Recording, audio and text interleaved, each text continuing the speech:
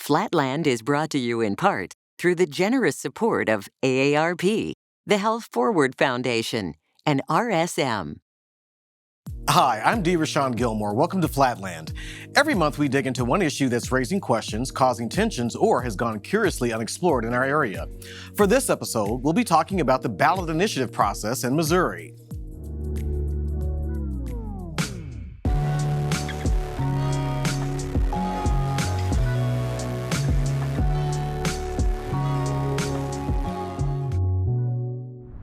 Missouri happens to be one of 26 states in the country that allows its citizens to put issues directly on the ballot by gathering enough signatures across the state.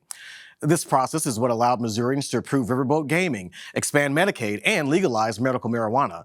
But the journey from policy idea to amendment can be a very daunting challenge. Let's take a look at what it takes to exercise this democratic power.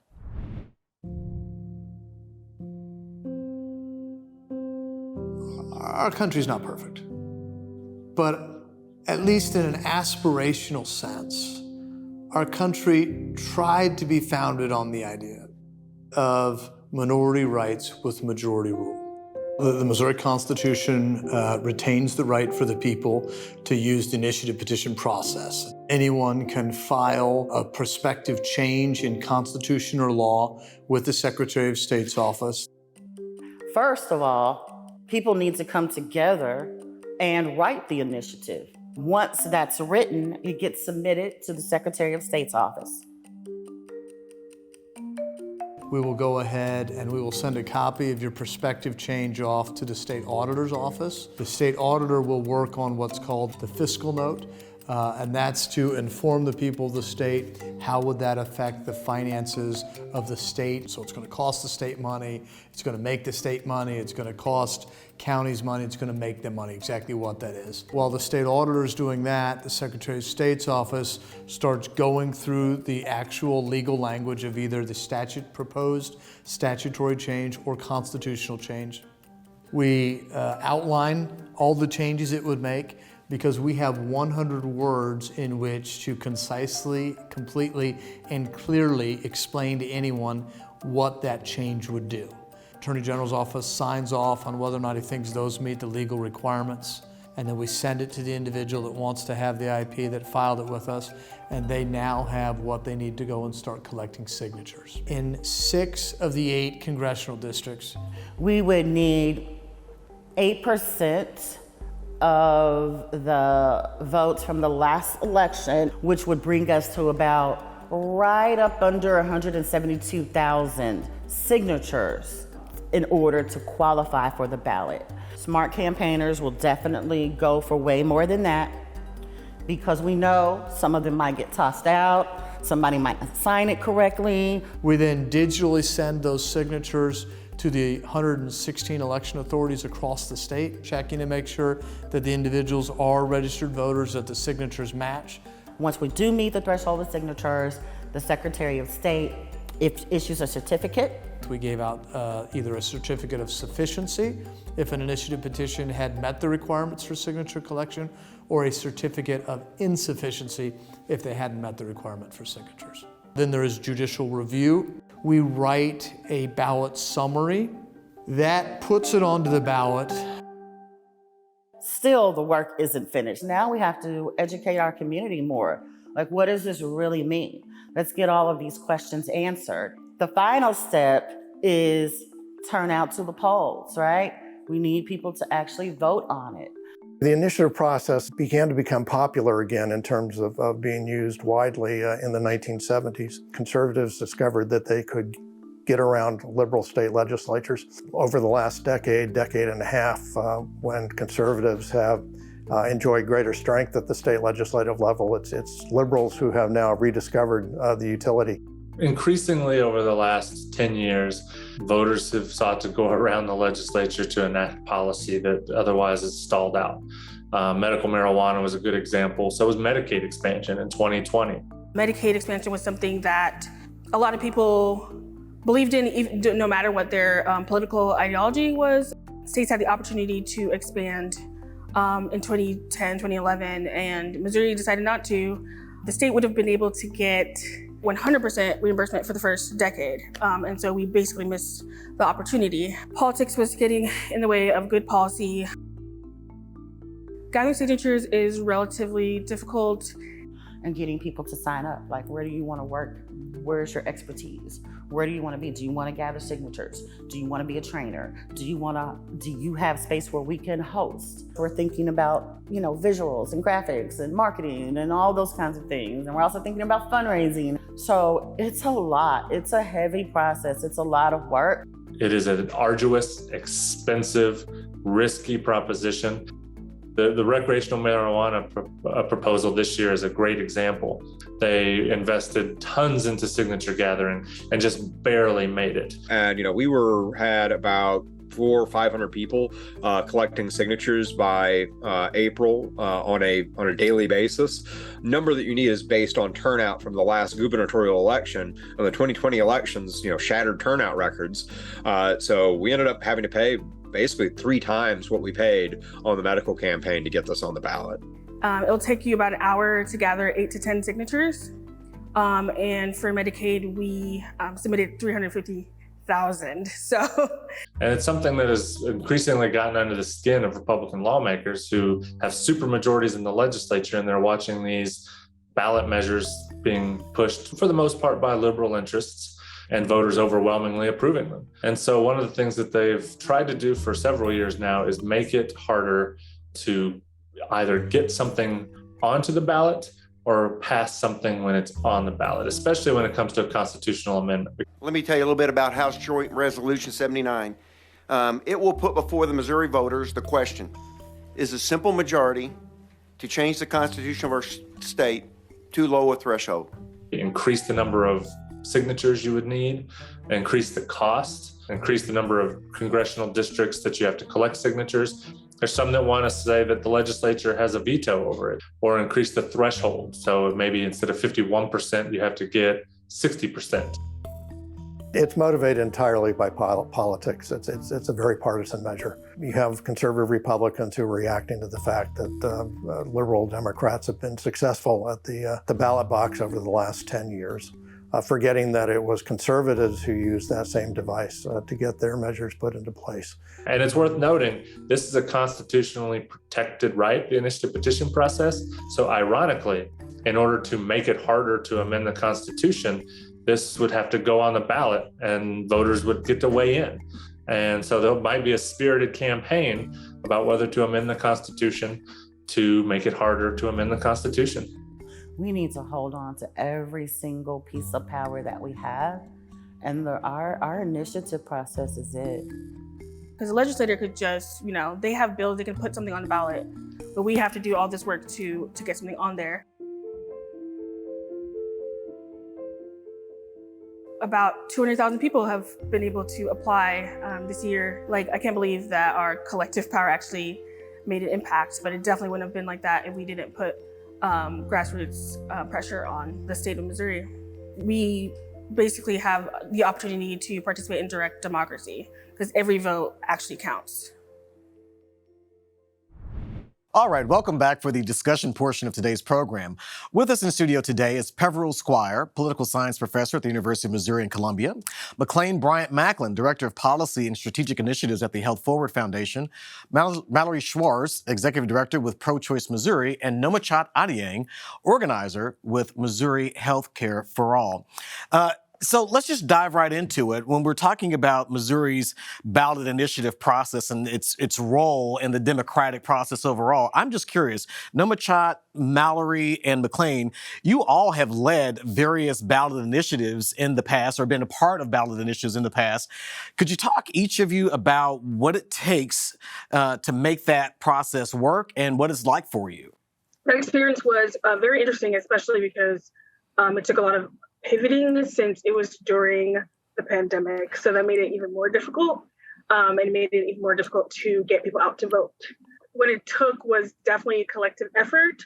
I worked alongside organizations like Mallory's, worked very closely with Pro-Choice Missouri and other organizations to gather signatures throughout the state, as well as do a coordinated get out the vote effort. So yeah, it was basically all hands on deck. So, McLean, I'm curious from your perspective, Health Forward played a really important role in Missouri's Medicaid expansion. And in full disclaimer mode here, Blackout, the nonprofit that I run outside of my work here at PBS, was a grantee on the Medicaid expansion grant from Health Forward. But I'm curious if you can talk about why it was important for a foundation, a healthcare foundation like Health Forward, to invest in this very, very robust political process. You really said the key word, which is investment, which is how we viewed it at Health Forward, and really what's necessary to fund these campaigns, because they are campaigns, and like any other campaign, they are very expensive. And so it takes that collective effort, that collaboration that Nomachat was talking about, in order to not only put the necessary funding together, but also ensure that there's a necessary groundswell of organizations that are educating the populace on the ballot initiative and what the language means in layman's terms and how it will affect their lives to get people to really turn out and vote. And so there had been an effort to enact Medicaid expansion legislatively years prior to the ballot initiative, but those have proved unsuccessful. And so our foundation was willing to step in and provide most of the funding for the campaign itself to ensure that the dollars were in play to support the signature gathering initiative, to support the legal analysis that was necessary to support the campaign, to support the media buys that were necessary, because all that is what is required in order to have a successful ballot campaign in this day and age. Going through this process, I mean, obviously, partnerships, bridge building is extremely important. What are the conversations like that you have with a group when you're trying to get them on board for something like Medicaid expansion? For an organization that focuses on reproductive rights and abortion rights, people have asked, well, why were we involved in Medicaid expansion? And I think that kind of gets to this, because to any different group, whether it's a labor group or a healthcare org or an advocacy org, what we're asking is the same thing: is how do you see a ballot question? How will it impact your life and the life of your constituents? And so we know from a reproductive rights and access standpoint, like having Medicaid expansion will allow more people to get access to reproductive health care, like birth control. Pro-Choice Missouri has been heavily invested over the past 3 years in several ballot initiatives, including Medicaid expansion, Raise Up Missouri, Clean Missouri. And for Medicaid, we had a team of 7 people who collected 5,500 signatures to help get Medicaid expansion on the ballot. And that was a fraction of the total 120,000 signatures that were collected by the broader campaign.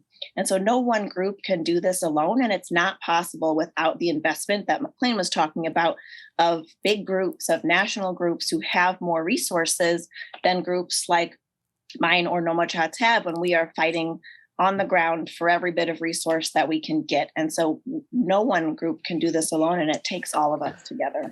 Pepperell, could you explain how Missouri's rules around the ballot initiative process fare by comparison to other states?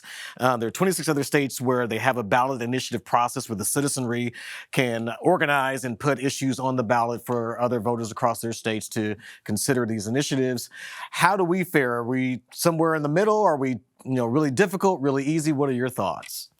There are other states certainly that have greater expense and more signatures required, but they usually have a bigger infrastructure or industry built around the initiative process to assist organizations that are trying to get things on the ballot. But by and large, we're not the worst in terms of making it hard to get on the ballot. There are other states that are much more difficult. But we're certainly far from the easiest. Why even have this process? Why is it even necessary? It's a process that we've had since the end of the 19th century, beginning of the 20th century. It was actually a device that was brought over from Switzerland, and the Swiss are, with Americans, the entities that use it the most in modern politics. It's a way for voters to have an opportunity to bypass a legislature that is resistant to pursuing policies that enjoy broad support. And so it took 2 efforts to get it in place here in Missouri. It was used a lot initially, then as with many other places around the country, it faded away until the 1970s when it was discovered again by groups that again, were fighting against entrenched interests in state legislatures, and they were able to use it to get things on the ballot and put them into law with the support of voters in a way that states without this process aren't allowed to do.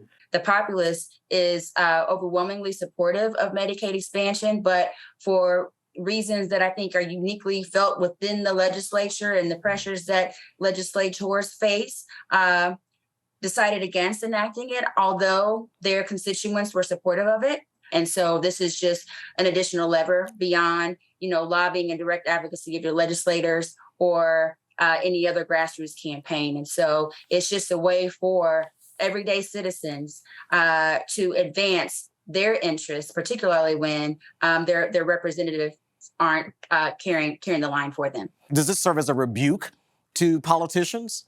I think absolutely. And I was smiling as McLean was talking because I think you're being generous to some of the disconnect between where Missourians are and where the folks in Jefferson City are. So on abortion rights in particular, right, we know that 7 in 10 Missourians do not support interference in access to abortion.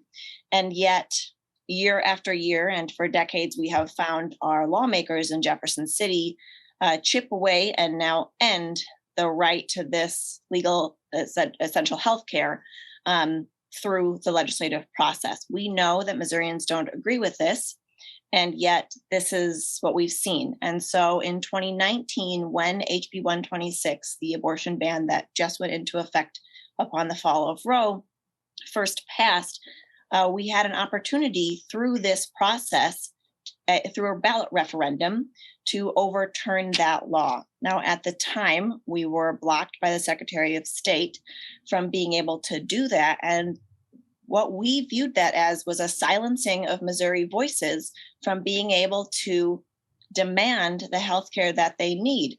And I think we see that similarly with Medicaid expansion, where Medicaid expansion passed with a majority.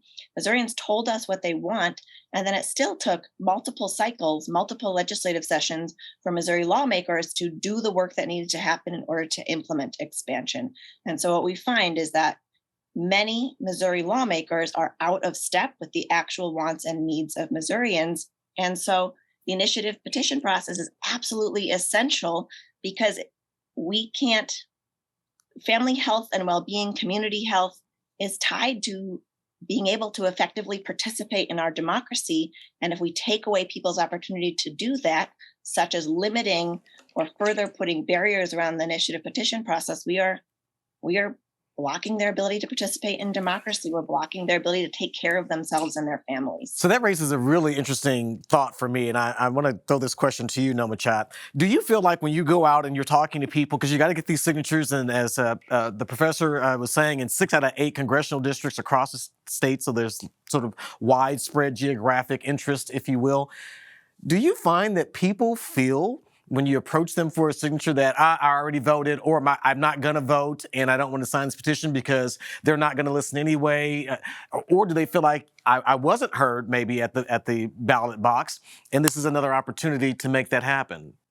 So during Medicaid expansion, one of the things that happened actually while we were gathering signatures is that it gave us an opportunity to collect stories. Healthcare is one of those things that, is a very universal issue, so it wasn't as difficult. But people who were opposed, what I usually said was, all your signature does is put something on the ballot, and so you have several months after this point to get educated, and you can make your decision, and you can vote yes or no. This is basically just an opportunity for something to get on the ballot for you to make that choice. And I think that really appealed to voters to be able to make that decision. You have more power because your vote literally matters, because every vote counts, because we have a 50% +1 threshold. I think it also gives people the opportunity to see some form of hope, because unlike other things like, the Electoral College, people would otherwise feel very powerless.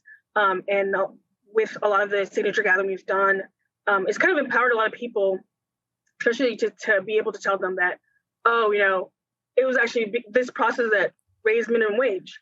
It was a process that gave, access to healthcare, Clean Missouri was one of the highest votes we ever got for a ballot initiative. It was over 2/3 vote because people didn't want corruption in politics. And so it was very easy for them to appeal to that. So, and it does sort of seem like there's this, I don't know, uniqueness to this process that you as a citizen, personally, I feel like I know my vote, actually, my signature counts.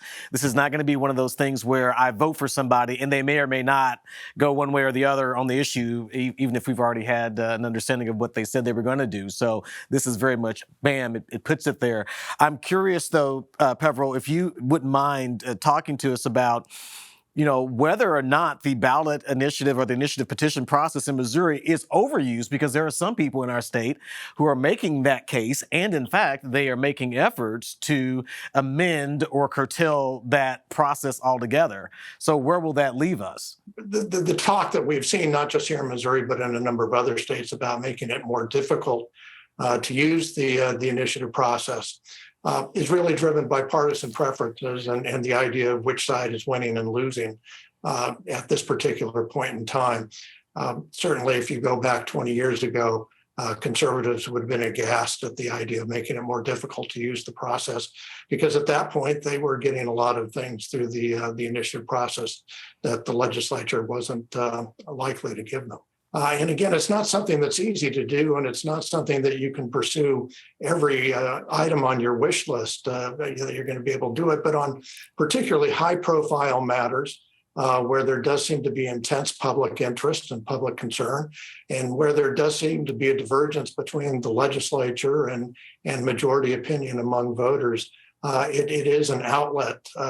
It's a way of relieving pressure on the political system that has been found useful in the places that have it, and you can see a bigger disconnect in politics between voters and their elected officials in places that don't have it. Every month on our website, we answer your questions about life in Kansas City and the issues that you care about through our Curious KC initiative. Let's hear from our community reporter, Cami Coons, about our question of the month. This month's Curious KC question comes from Carl, who asked, what recourse is there when the state assembly nullifies the results of the ballot initiative? But here in Missouri, they can and have in the past changed things. You go back about 10 years, 12 years ago, there was a puppy mill measure that passed, and the legislature immediately went and revised it. So it can happen here. There is some recourse, but not much for the voters. One recourse, of course, is to hold that vote against elected officials the next time they're on the ballot. And the other is the referendum process, which is to take something the legislature has passed, and again, through a signature collection process, get enough signatures to put that particular measure on the ballot and allow the voters to decide whether they want to ratify what the legislature has done or overturn it. We felt personally and saw in 2019 the Secretary of State interfere with the referendum process. And so we view all of these opportunities, initiative, petition, a referendum, as the ways that Missourians can take their vote into their own hands and demand what they need for the betterment and well-being and health of their communities. And then at almost every opportunity, we see lawmakers who don't have their best interests in mind and at heart intervene. And so I think it's a frustration of mine to see the effort that it takes into this process, and then these counter efforts by lawmakers to block people from participation in their own democracy.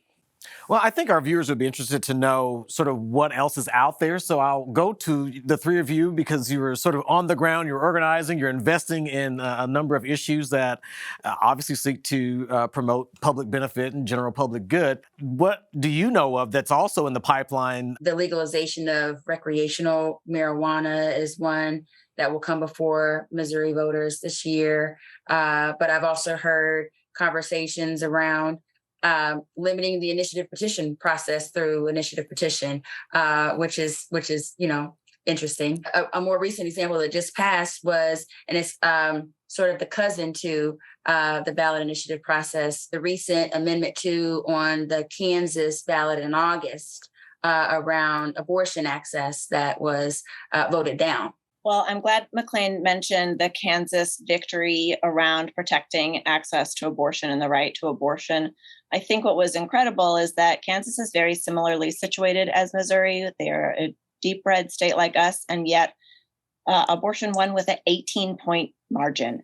I don't know that we know right now that this is the path forward for Missouri. As you've heard in this conversation, this is a hugely expensive effort. It takes collaboration, not just across the state, but around the country. But right now we are exploring all options, because seeing that victory in Kansas, our inboxes were flooded with people ready to collect signatures, ready to get on the doors, because they see that we might not have another avenue in our state towards protecting access to abortion besides this process. And so whether or not we get there, I think it is an option for Missouri when our lawmakers are taking all of our other rights and options away.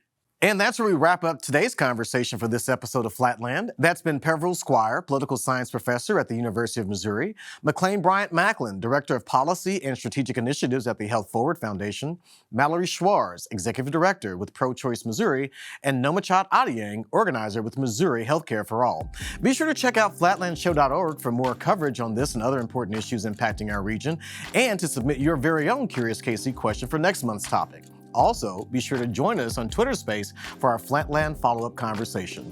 This has been Flatland. I'm D. Rashawn Gilmore, and as always, thank you for the pleasure of your time. Bye-bye. Flatland is brought to you in part through the generous support of AARP, the Health Forward Foundation, and RSM.